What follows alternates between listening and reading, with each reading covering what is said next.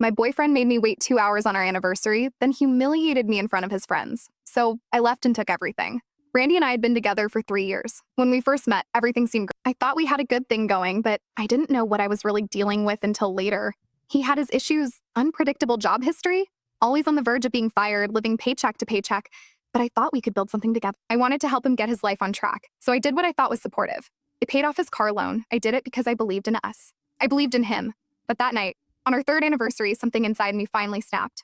The night was supposed to be special. I made reservations at this expensive restaurant downtown, a place we'd talked about trying but could never afford. I had spent hours getting ready, new dress, hair done, the whole 9 yards. I was so excited to treat him, to show him how much he meant to me. I arrived at the restaurant at 7 p.m., just like we had planned. Randy texted me saying he was running late and that I should go ahead and sit down. No problem, I thought, traffic probably. By 7:30, I sent him a few texts. No reply. At 8:00, I called twice, but it went straight to voicemail. I began to feel embarrassed. The waitress kept giving me these pitying looks and asking if I wanted to order or perhaps reschedule.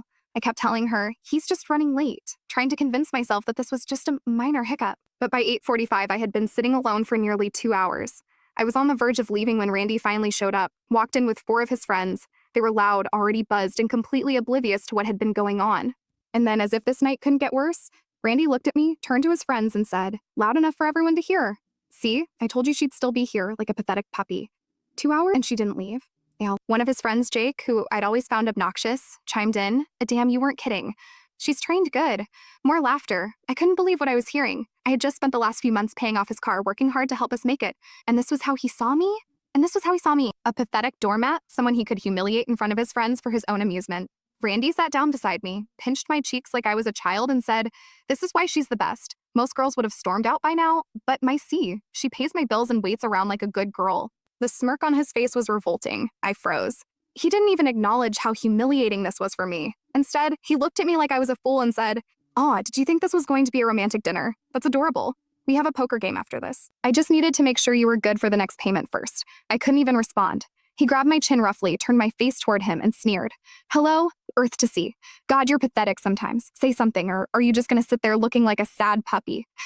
His friends laughed again, the whole table enjoying my humiliation. I couldn't breathe. The server, visibly uncomfortable, asked if we were ready to order. I smiled, trying to hold back the tears, and said, "Actually, I'd like another glass of wine first." Randy and his friends ordered a bunch of expensive appetizers and drinks. They kept making jokes about my patience and how lucky Randy was to have someone so understanding. Randy even said to the server, "Don't worry about bringing her food. She's watching her figure." Another few pounds, we'd need a bigger table. More laughter. At that point, I couldn't take it anymore. I excused myself to go to the bathroom, but I wasn't going to cry. I wasn't going to beg. I was done. Edit. Some people have asked why I paid for his car. Looking back, it seems obvious, but at the time, it felt like I was helping us both. We lived together, shared expenses, and without transportation, he couldn't work consistently. Also, he was super emotional about potentially losing his baby, the Mustang. I thought I was being supportive, but now I realize I was enabling him.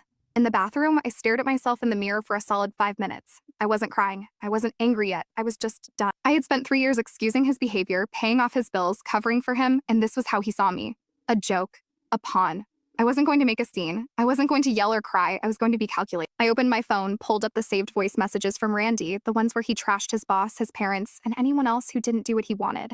I texted my friend Emma, who lived nearby, asking if she could pick me up in 10 minutes. Then I returned to the table, smiled, and excused myself again, saying I had to make a work call.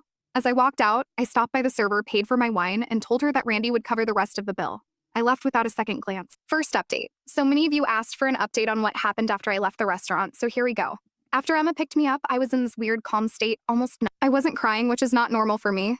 Emma kept asking if I was okay, and I remember just staring out the window, thinking about all the voice messages I had saved from Randy over the years. When we got to the apartment, I finally broke down, ugly crying, mascara everywhere. Emma just sat with me, brought ice cream, cookie dough, my absolute fave, and let me vent for hours. That night, as I was driving away with Emma, I blocked Randy's number. But I didn't just leave it at that. I had a plan. Over the years, I had helped Randy with tech issues. He didn't know it, but I had access to everything. His email, banking app, social media accounts, and even his cloud. I knew exactly how to handle this. Second update. The next morning, I woke up to 78 missed calls from numbers I didn't recognize, his friends probably, and panicked texts from Randy's work phone, begging me to talk to him, saying it was just a joke. Asking, what did I do? What did you do? I didn't respond. Instead, I got to work. I started with the car loan. I called the bank, canceled the payment I had just made, and provided proof that Randy had been lying about the car payments being his responsibility.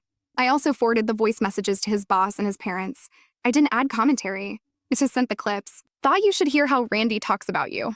Third update, as the hours passed, Randy's life began to unravel. His boss called him in for a meeting after hearing the voice clips. His parents called him in tears, asking why he would say such horrible things about me. By the end of the day, Randy was begging me through text, threatening me, and accusing me of ruining his life. But I didn't respond. Instead, I packed up his things, everything he owned, from his clothes to his shoes, into garbage bags.